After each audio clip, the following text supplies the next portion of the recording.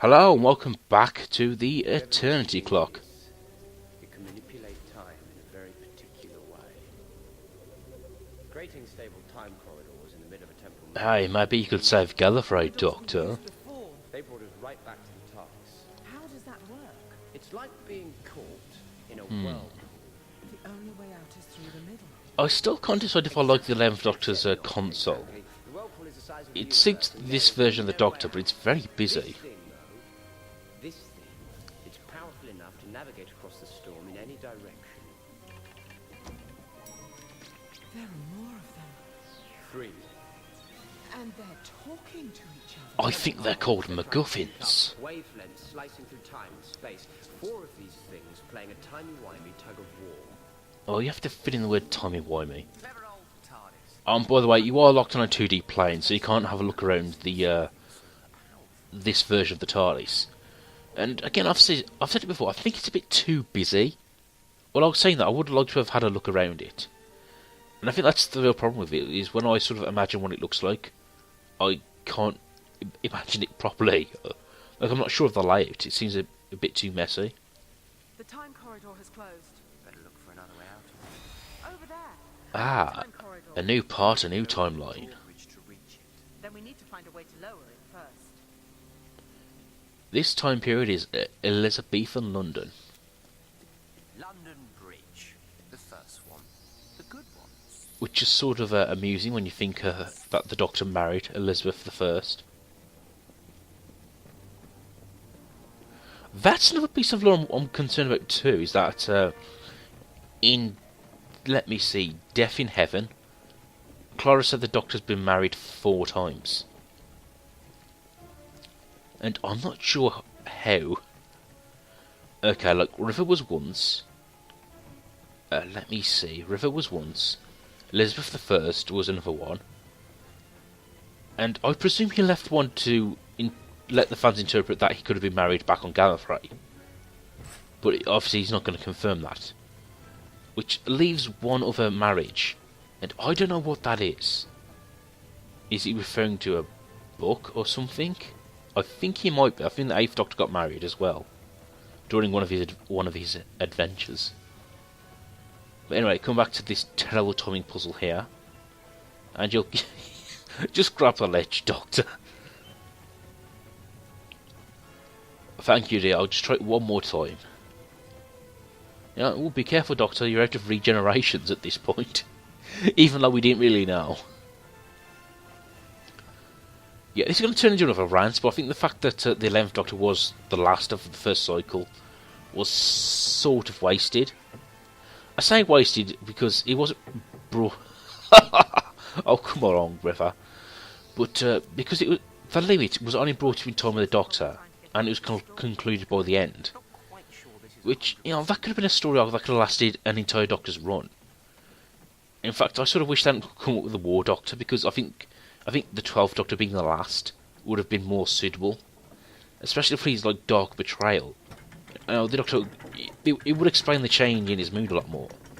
You know, the Doctor could be on his last life, and he's trying to make sure the universe, he's trying to make sure Gallifrey is saved, and the universe is safe before he departed.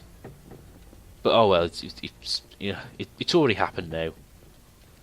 Which again, I'm trying to think, why is the 12th Doctor darker? It should be even lighter at this point, because he undid his darkest day. He went back and turned his darkest day into his greatest victory. Now, the best way I can reason this is that he's still got Gallifrey to find. He's still got that weight of a planet on his shoulders. And even though he did save it, in his mind that that happened because he made a mistake. He wasn't good enough as the Doctor, maybe. The Daleks, he didn't fight the time well good enough, in his opinion. Or maybe he didn't do something about the Daleks earlier. So, maybe that's that the pressure has made the 12th Doctor a darker man. But anyway, that's how I interpret it. And, speaking of spin-off material, the books and the audio dramas, something that has occurred to me now is that in an episode of Sarah Jane Adventures, the 11th Doctor said, and this was at the point where he thought he was dying in Series 6, I believe, and he said he revisited all his old companions. And that makes me think, if the Doctor also knew he was on his last regeneration, that would make a lot more sense. But it also makes me wonder that it makes me conclude that was also a bit of wasted potential as well, because you could, we had the 50th year. We could have had the Doctor revisit old companions during that last series, and it, could have been for the anniversary year, and also it could help his story arc of him saying goodbye before he thinks he's presumably going to die. And I bring up the books and the audio dramas again because I think that's how we'll have to explore it. We'll have to wait until the 11th Doctor does some big finished stories, and then we can have him revisit some of his old companions. Or, I know that there was a comic where the 11th Doctor meets Ian and Barbara again, and that was good. And again, I seem to be really hard on the TV show. It's just, that potential of the Doctor trying to sort out his life before he dies. It's something we'll have to see in spin-off material a lot more. There's actually a mini-episode called The Infoarium, and the whole basis is that the 11th Doctor's trying to make himself a secret again. And, that was a mini-episode, but you could have made an entire full episode about the Doctor, hacking into that place. You know what I mean? Essentially, I'm saying the interesting stuff of the 11th Doctor's era is probably going to be off-screen, which makes my head explode with confusion, if I'm honest. But this is turning into quite a rant here. This section here, it's fairly easy once you know how. You sort of have to push these crates. They act as weights, and that means you can climb back up and sort of activate the switches for your partner here. And I'm not sure if this is harder or easier in co-op. Oh, and the very first time I played this section, there was an interesting sort of hiccup here, where River Song just she just ran in a loop. I was on a high balcony waiting for her to pull a switch, and she kept just climbing up on the platform and jumping off again.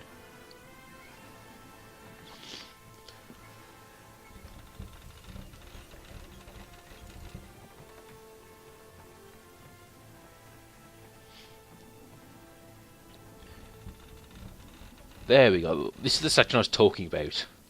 Before she would just climb up that ladder, then jump off the platform again.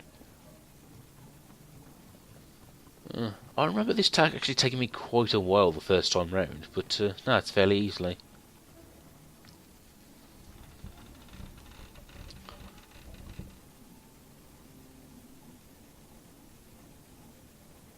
Come along, dear. Oh, she's just teleported in.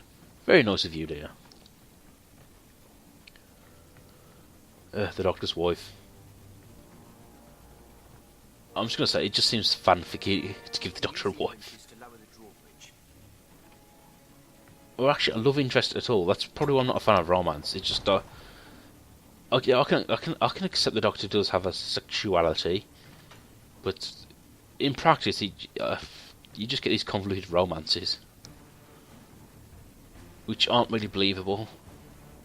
Like even when I first watched the new series, and I didn't know anything about the classic, even then I didn't quite believe that Rose and Ten romance. I didn't know much. I didn't know the history of the character, but even then I thought, hang on, what does this really old Time Lord? What does he see in Rose?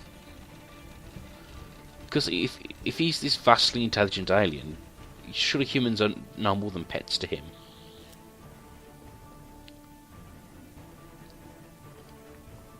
Hats. Lots of hats.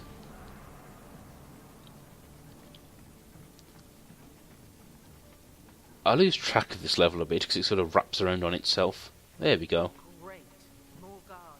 How are we going to get past them? I mean, apparently these cards are harder than Cybermen because they can get you in one hit. And they can do it just by looking at you. Oh no, shortcut.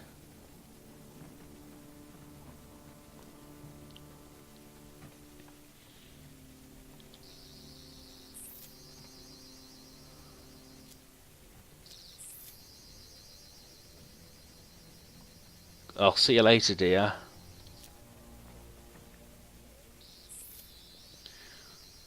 I presume the Sonic is working on the lock, because one of the arbitrary reasons they come up with the Sonic, well, a limitation I should say, is that it doesn't work on wood, which honestly sounds a bit silly.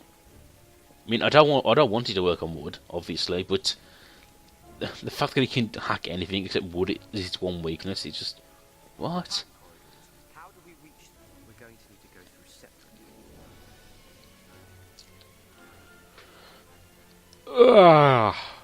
Oh, come on, you're just overthinking this a bit, Doctor. Yeah, this makes you think there's another complex puzzle sequence coming up, but it's really not. Work out how to get up there. Okay, dear, I'll give you a lift.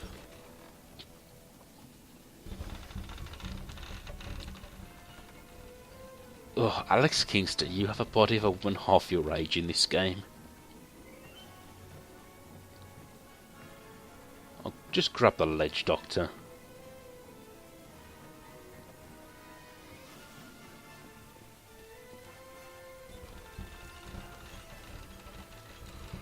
And after a short sequence in the TARDIS, we have one final hat to collect near the end. Stay away from me, can you? Separate time corridors, both leading us back here. The TARDIS is at the nexus of the Maelstrom, the very eye of the storm. That's how we both found our way back here. So the storm is pulling the time corridors towards its center. Precisely. We couldn't have ended up anywhere else. The TARDIS is at the heart of it all. Ah, but look at this. It's more than that. Oh, she's a good girl. She's a very good girl. The Maelstrom's trying to rip reality to shreds, but thankfully the TARDIS won't let it. Yes, fishes in time spreading out from one central point, right where the TARDIS landed, right where she put herself. There's a hole in the universe, but the TARDIS is plugging it up. I'm rolling my eyes at this dialogue because I don't think it's that engaging, but I think I'll give the writer some credit here. The fractures will turn into chasms. He has come up with like legitimate metaphors and reasons as to how this time Maelstrom is working, What's that? and he's also coming up with reasons why we sort of be trapped on the same sort of time periods. Hiding inside. So he is putting some thought into this, but it's kind of like explaining a roadmap. We need to find out. It might make sense with a story, but you're sort of reading out a roadmap.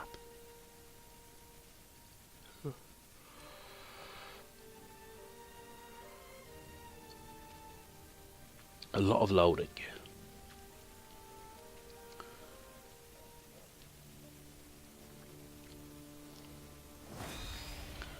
And just keep an eye on your left here, and there's another hat to collect.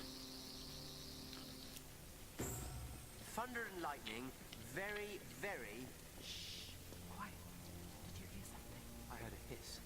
Maybe something like that Oh, now we meet the next enemy of this time period. in the rain. Carrot juice.